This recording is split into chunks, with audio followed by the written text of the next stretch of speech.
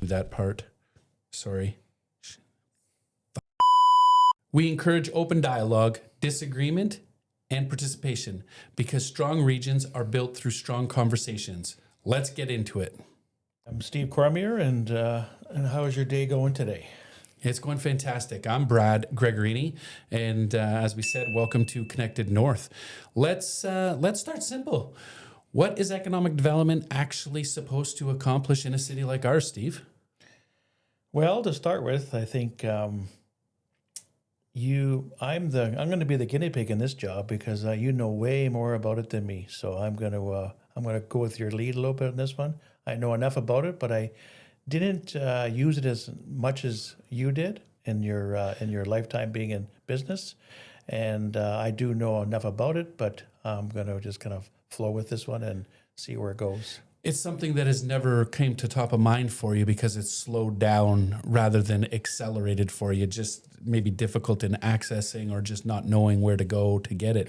So in the past, when I've dealt with economic development, or the way I see it would be, it's about creating jobs in the north. It's about helping attract outside capital. And really the fundamental is supporting the local businesses and expansion and how to get things done.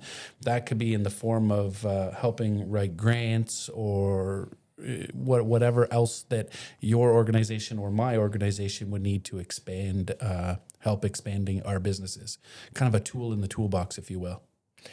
Yes, I read a lot about it. I learned about it later on in my business. When we first opened the business, my job was to just keep ahead of it. And we were doing a really good job at it. We did so much work outside the city that we didn't see that part of it. I actually get this wrong. In this maybe about 9-10 years ago, John Fabero was part of it. I think he was. John was great the guy. He was the guy that was running it, and he did approach me many times. He was very good at what he did at the time. And there was a lot out there, but the business was growing so fast and we were moving so fast that I wasn't in town very much. And so that part was missed with what I know about it and how to play it out. So Actually, I think when we did first meet up here you came down to our offices. I think we first met. It was John Fabrero was the connector with Brad Smart. Yes, correct, exactly. So John was the business development guy for the city, and worked alongside Dan Hollingsworth and executed a lot of growth plays, knocking on doors, seeing what companies needed to do. That was the old regime. Since then, I mean, I don't even know who's the new one. No one ever approaches you.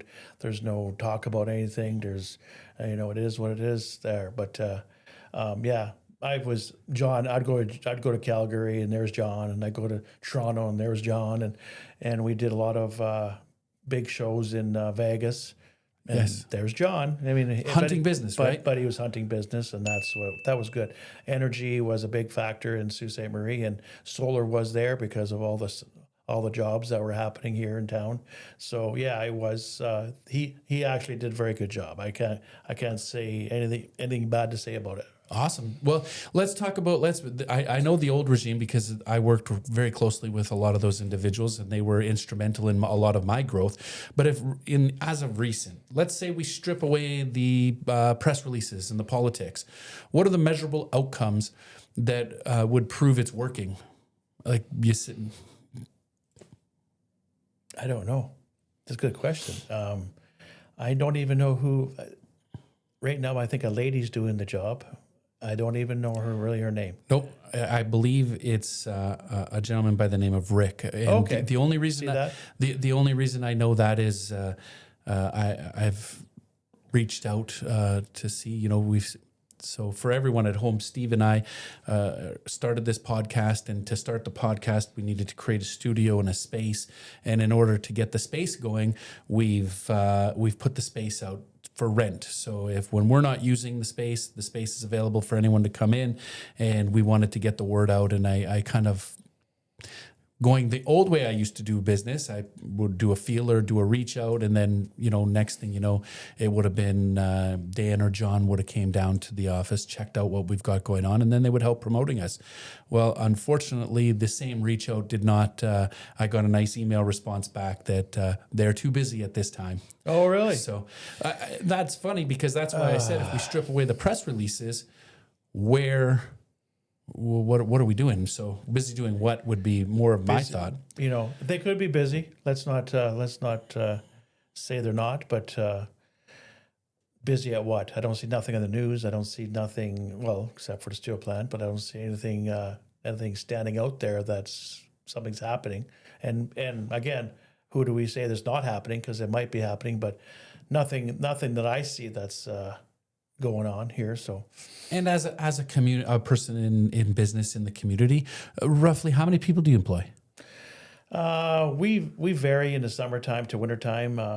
Like I say, in 2013 we had 700 people. We've downsized, and now we run between 50 and 100, depending on job sites and what's going on. And so you'd think a community member, a business entrepreneur with say 100 plus, and the plus could be up to whatever is needed to accomplish. If I go after the bigger jobs, I can go up to, again, 200-300 people. It depends on where I want to approach. I'm getting a lot of approaches right now in Alberta, and a lot of approaches in Ontario, Toronto area for that conversation. There's a lot of big conversations going out. There's a lot of things coming back in Ontario right now with solar and that kind of stuff. So I've had meetings upon meetings about what's going on right now. So from my side looking out, I would say, Steve, this is probably a good time for that economic development team to reach out to you to see how they could assist, because the more you expand and take on other projects, it creates back jobs here at the home office. Absolutely. That's how it did in my world. Absolutely. So, you need more skilled people too, right? So not just your tradespeople that are out in the field, but office people, managers, engineers, you have a health and safety, a wide range. It's all there. We have to have all that in set before we even start a job.